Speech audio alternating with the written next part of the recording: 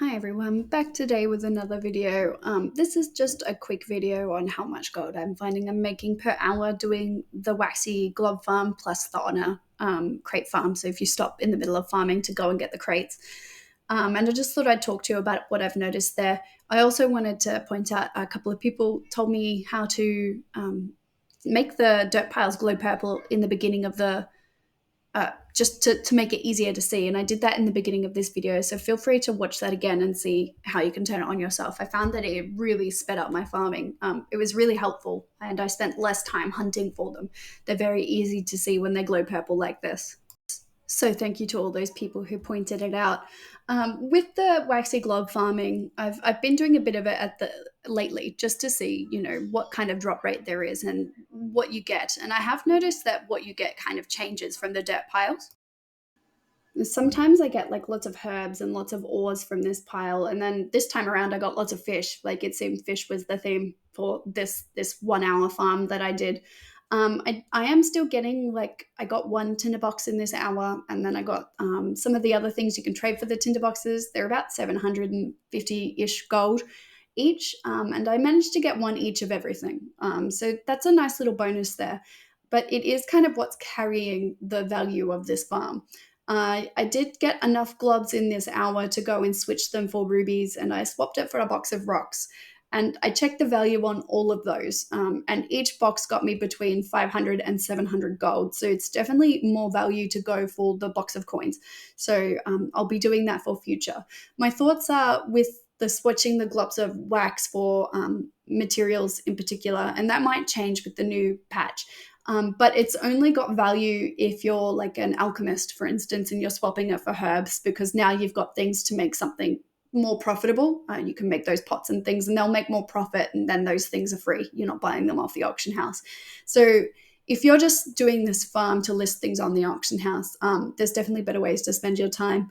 It is nice to do. It's I find it quite relaxing, and I've been doing it for that. But if you're here to make gold, it does all right. Like it's not money, it's not time in a hole, but it's not the most effective gold per hour I've ever done either.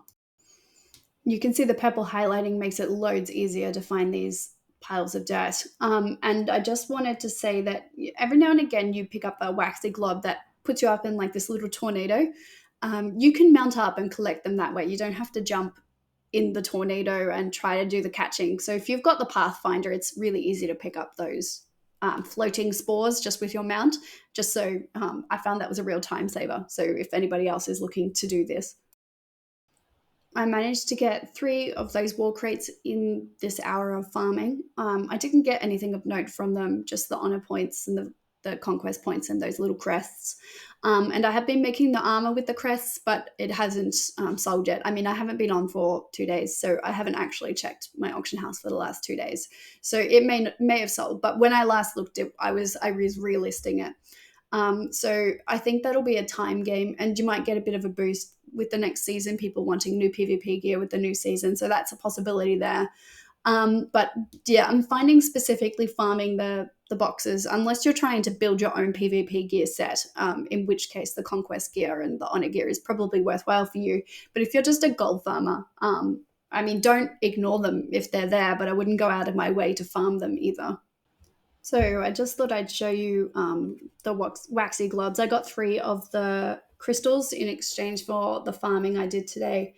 And like I said, I swapped them for the boxes, but I didn't get much gold out of it. And I think I'm not actually sure how much gold comes out of those little coin boxes, but I'm assuming it's 1,000 gold because that's about what's standard across the other factions.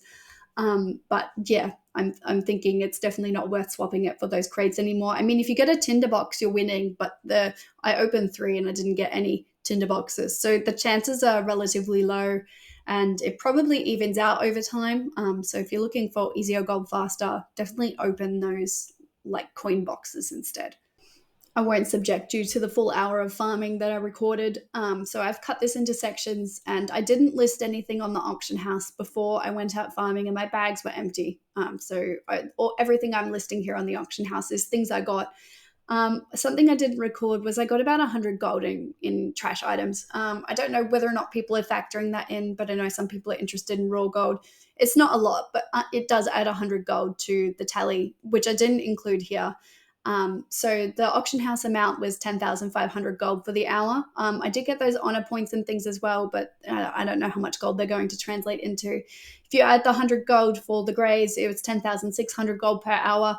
You know, it's not a terrible way to spend your gold farming, but there are definitely more effective ones. So that's just my thoughts on the wax glob farming and trying to pick up those crates while you're at it. And I mean, do it if you like it, but if you're looking for gold specifically, maybe try something different.